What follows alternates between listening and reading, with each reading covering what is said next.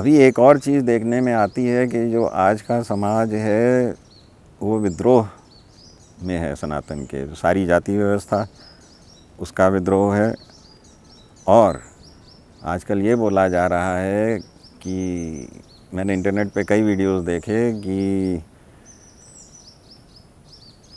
जो विज्ञान है उससे तो सब हो गया, बाहर के देशों में तो बहुत उन्नति हो गई और हमारे देश अभी भी पीछे है। ब्राह्मण अभी भी पूजा पाठ में लगा है, मूर्तियों की पूजा कर रहा है, जबकि उसकी कोई ज़रूरत नहीं है। अमेरिका में तो कोई पूजा नहीं करता उस तरह।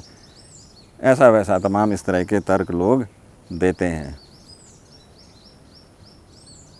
पर मेरा ये कहना है, अगर आपने ये समझ लिया कि यही विज्ञान जो हमें आज दिख रहा है यही उसकी लिमिट है कि अब जो विज्ञान होना था जितना हो गया, हमने एलसीडी खोज ली, अब हम आधुनिक जीवन में जी रहे, हम वीडियो कॉल कर ले रहे, हम एक दूसरे से बात कर ले रहे, मैं ये वीडियो भी दे पा रहा हूँ आपको उसी माध्यम से, कि अगर यही सब कुछ आपने ये समझ लिया तो आप बहुत बड़े धोखे में हो। दूसरी बात, धर्म और विज्ञान में ज़रा भी भेद नहीं है, बिल्कुल एक बाल बराबर भी डिफरेंस नहीं है धर्म और विज्ञान में। जो पूर्ण धर्म है वही पूर्ण विज्ञान है, और जो आज का विज्ञान है वो धर्म के समुद्र में केवल एक छोटा सा बुलबुला है। एक छोटा सा बुलबुला, बस इतना ही है ये।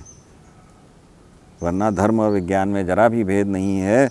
जो वास्तविक योगी है वो आपको किसी भी चीज़ को किसी भी दूसरी वस्तु में परिणत करके दिखा सकता है। हमारा सनातन धर्म, हमारा सनातन विज्ञान बोलता है हर एक वस्तु में सब कुछ है। इस पूरे ब्रह्मांड में जो है वो हर एक वस्तु में है, वो हर एक वस्तु में निहित है। और जो अगर योगी है उसके प्रच्छन्न भाव को, जो छुपा हुआ भाव है, उसको प्रकट कर देता है योगी अपनी योग शक्ति से।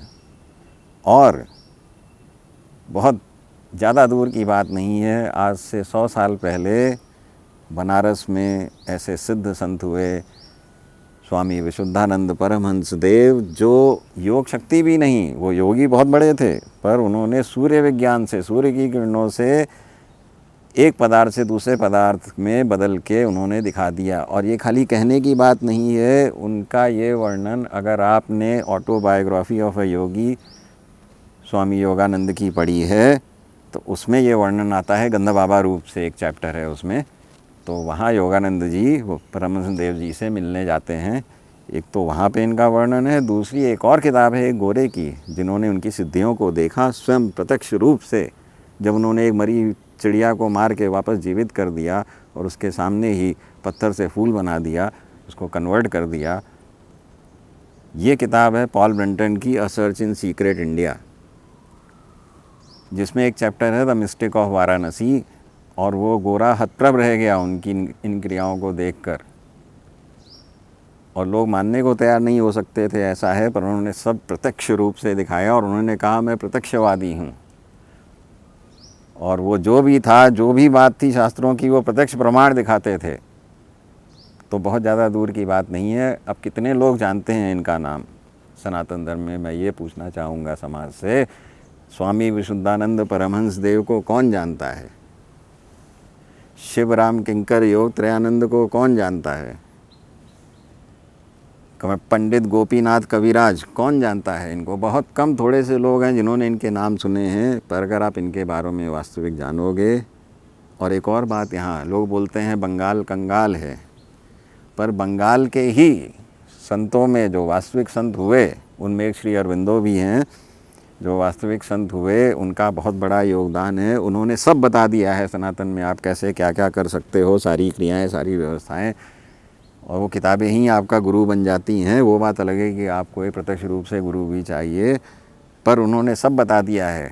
अगर आप थोड़ा सा भी श्रम करोगे, खोजोगे, सनातन में खोज का महत्व है। आप खोजो, आप स्वयं से प्रश्न करो। किसी भी बांधने वाली चीज़, रिलीजन, रेलीगेयर, इसको मत पकड़ो, खोजो, और खोजोगे तो मिलेगा। सनातन में सब है, वो सब है जो कि आप कल्पना भी नहीं कर सकते, जिसके लिए तो आपको लगता है किसी दूसरे लोक में लेकर जाना पड़ेगा, तब आपको समझ में आएगा हाँ यहाँ तो दूसरे तरीके से हो रहा है। क्योंकि जैसे ये ब्रह्मांड है, ऐसे करोड़ों ब्रह्मांड हैं। ब्रह्मांड, मायान, प्रकृत्यांड, शक्तांड, ऐसे करोड़ों करोड़ों ब्रह्मांड है, करोड़ों पृथ्वियाँ हैं, करोड़ों लोक हैं, भगवान हर क्षण अवतार ले रहे, हर क्षण प्रकट हो रहे, हर क्षण लीलाएँ हो रही भगवान की अलग अलग लोकों में। कहीं सतयुग चल रहा, कहीं कलयुग चल रहा, कहीं त्रेता चल रहा, कहीं द्वापर चल रहा। ये सब कुछ एक साथ हो रहा है। ये सब आपकी कल्पना से भी परे है, पर धीरे धीरे जब आप इसमें जाओगे, उतरोगे, इसीलिए बोला कबीरदास ने भी, जिन खोजा तिन पाइयाँ गहरे पानी पैठ। तो उतरना पड़ेगा गहरा, डूबना पड़ेगा। ऊपर ऊपर उथला उथला खाली पूजा पाठ, ऊपर ऊपर दिखावा करके कुछ नहीं होगा।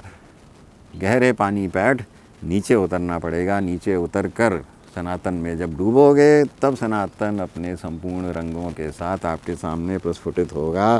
फिर आपको बताएगा कि आपका जीवन कितना महत्वपूर्ण है। क्यों बोला जाता है मनुष्य जीवन इतना महत्वपूर्ण है?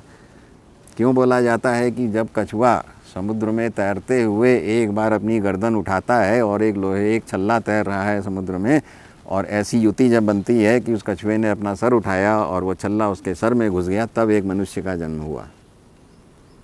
तो